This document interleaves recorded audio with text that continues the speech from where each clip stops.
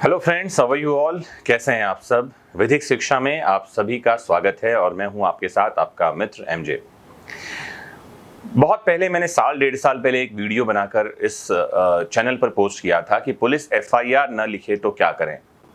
आप लोगों ने उससे बहुत अच्छा रिस्पांस दिया और 2 मिलियन से ऊपर लोगों ने उसे देखा। मैं उसकी ही अगली कड़ी, किसी ने मुझे पूछा है कि सर पुलिस एफआईआर न लिखे तो क्या करें। आपने बताया, लेकिन पुलिस अगर जांच में सहयोग न करे, इन्वेस्टिगेशन न करे ठीक से, तो हम क्या करें। तो पहली बात तो ये कि हम अपने जितने भी पुलिस अधिकारी और पुलिस ऑफिसर्स हैं उन सबका सम्मान करते हैं, क्योंकि इस कोरोना काल में जिस तरह से पुलिस वालों ने काम किया है वो सराहनीय है। उसके बाद भी हर डिपार्टमेंट में हर जगह कहीं ना कहीं अच्छे और बुरे लोग होते हैं। जहां मैं ऐसे पुलिस अधिकारियों को जानता हूं जो बढ़ चढ़कर लोगों की मदद करते हैं, किसी अपराध में तफ्तीश करते हैं और अपराधी को जेल के पीछे, सलाखों के पीछे पहुंचाने के लिए जी जान लगा देते हैं। तो जी हां, ऐसे भी पुलिस अधिकारी, ऐसे भी पुलिस वाले हैं जो सही से जांच नहीं करते या जो भ्रष्टतम तरीकों को अपनाते हैं। तो हम सभी पुलिस वालों को यहाँ भ्रष्ट नहीं कह रहे हैं, लेकिन हाँ, यदि कोई पुलिस भ्रष्ट है या जांच में सहयोग नहीं कर रही है तो क्या करना है, आज मैं आपको इस वीडियो में बताने जा रहा हूं। तो ध्यान से सुनिएगा इसे, और कुछ बातें स्लाइड में आती रहेंगी, कुछ मैं आपको बताता रहूंगा, तो आप इसे नोट डाउन करें और कहीं भी परेशान न हो, क्योंकि कहा गया है कि सत्य कभी पराजित नहीं होता, सत्यमेव जयते। अंधकार कभी इतना शक्तिशाली नहीं हो सकता कि उजाले की राह रोक ले। मैं ऐसा लगातार कहता रहता हूं। तो अंधकार को क्यों धिक्कारें, अच्छा है एक दीप जलाएं। तो इससे कि पहले कि हम पुलिस वालों को गलत बताते रहें, करते रहें, कोई सहयोग नहीं दे रहा, आइए ज्ञान का एक दीप जलाते हैं और समझते हैं कि अगर पुलिस सहयोग नहीं कर रही है तो आपके पास क्या अधिकार हैं, आप कैसे मामले की जांच ठीक ठीक करवा सकते हैं।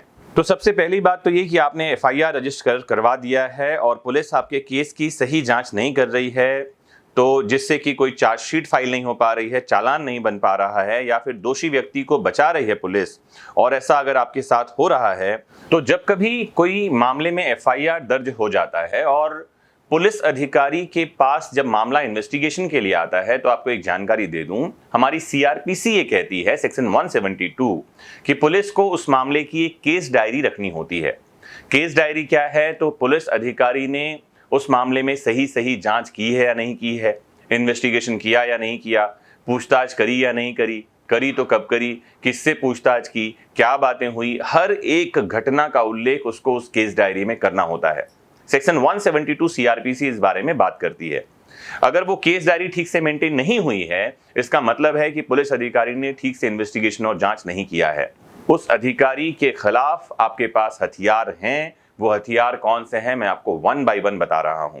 सबसे पहला हथियार है आरटीआई, राइट टू इंफॉर्मेशन। सूचना का अधिकार कानून 2005 आपको अधिकार देता है कि कोई भी पुलिस अधिकारी आपकी एफआईआर पर सही प्रकार से जांच नहीं कर रहा है तो आप अपने इलाके के डीसीपी, एसपी के ऑफिस में आरटीआई लगा सकते हैं और अपने केस में प्रगति की जानकारी ले सकते हैं, जिससे आपको पता चलेगा कि आपके केस में क्या चल रहा है। इससे उस पुलिस ऑफिसर के मन में डर पैदा होगा कि आप अपने केस की डिटेल की कानूनी रूप से काफी मांग रहे हैं और वो ये डिटेल देने के लिए कानूनी रूप से बाध्य भी है। तो ऐसे में वो डर कर केस से सही प्रकार से जांच शुरू करेगा और साथ ही साथ आपको भी ये जानकारी मिल पाएगी कि आपके केस में कोई प्रगति हो रही है या नहीं हो रही है। तो सूचना का अधिकार एक बड़ा हथियार है जिसका उपयोग आप कर सकते हैं ऐसे किसी पुलिस अधिकारी के खिलाफ जो आपके मामले की सही जांच नहीं कर रहा है। दूसरा आप काम कर सकते हैं, कोर्ट में आप अपने मामले की स्टेटस रिपोर्ट की मांग कर सकते हैं। तो अगर आपकी बात नहीं बन रही है, आपको लग रहा है कि आपके मामले में सही जांच नहीं हो रही है, तो आप कोर्ट का सहारा ले सकते हैं। इसके लिए आप कोर्ट में धारा 156(3) सीआरपीसी 156(3) के तहत स्टेटस रिपोर्ट की एप्लीकेशन लगा सकते हैं। इस धारा में एफआईआर रजिस्टर होती है, लेकिन हम इस धारा में स्टेटस रिपोर्ट की भी मांग कर सकते हैं। दूसरी बात यह कि अगर आपको लगता है कि आपके मामले की ठीक ठीक जांच नहीं हो रही है और आप पीड़ित हैं और पुलिस जो है आपकी सहायता नहीं कर रही है, तो आप कोर्ट में स्टेटस रिपोर्ट की मांग कर सकते हैं।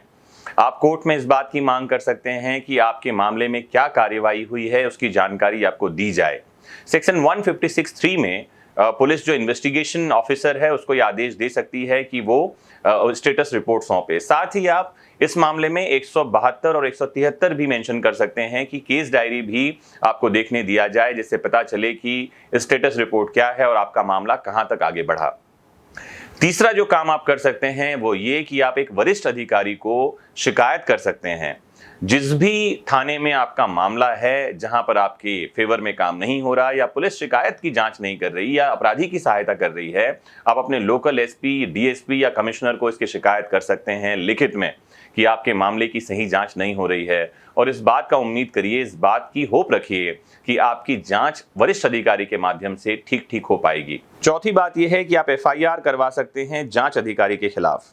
यदि जांच अधिकारी किसी दोषी व्यक्ति को बचा रहा है या फिर किसी कागज या एविडेंस को बदल रहा है या समाप्त कर रहा है, तो ऐसे में आप उसके खिलाफ एफआईआर करवा सकते हैं। पुलिस डिपार्टमेंट आपकी नहीं सुन रहा क्योंकि ये उसके स्टाफ के खिलाफ केस है, तो आप सीधे कोर्ट का सहारा ले सकते हैं। उसके खिलाफ एफआईआर करवा सकते हैं या सीधे कंप्लेन कर सकते हैं कोर्ट में। इसमें हम धारा 166 आईपीसी में अपनी ड्यूटी नहीं करने के लिए और धारा 167 आईपीसी में कोई भी गलत दस्तावेज बनाने के लिए केस कर सकते हैं। 166 आईपीसी में 1 साल की सजा हो सकती है और 167 आईपीसी में 3 साल की सजा हो सकती है उस जांच अधिकारी के खिलाफ, उस पुलिस अधिकारी के खिलाफ। तो फ्रेंड्स, आज आपको ये भी पता चला कि एफआईआर हो जाने के बाद भी अगर पुलिस आपकी शिकायत को नहीं सुन रही है, पुलिस आपके फेवर में काम नहीं कर रही है, तो आप कौन कौन से कदम उठा सकते हैं। न्याय प्रशासन को चलायमान करने के लिए आपका जागरूक होना जरूरी है। ऐसा नहीं होता कि आपने शिकायत कर दी और आपको न्याय मिल गया। आपको बता दूं मैं कि आपको जो कुछ भी जीवन में चाहिए उसके लिए आपको प्रयत्न करना होगा।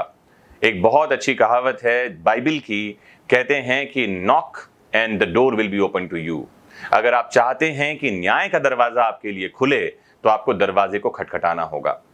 इस दरवाजे को खटखटाने के लिए आपको जो साहस, जो ताकत चाहिए वो है कानूनी ज्ञान। और मेरा प्रयास ये है कि इस चैनल के माध्यम से, इस प्लेटफॉर्म के माध्यम से आप तक वो जानकारी पहुंचे जिससे आप सशक्त बने। जुड़े रहिए अपने फेवरेट प्लेटफॉर्म वैदिक शिक्षा से और जानते रहें देश दुनिया के कानून को। नमस्कार।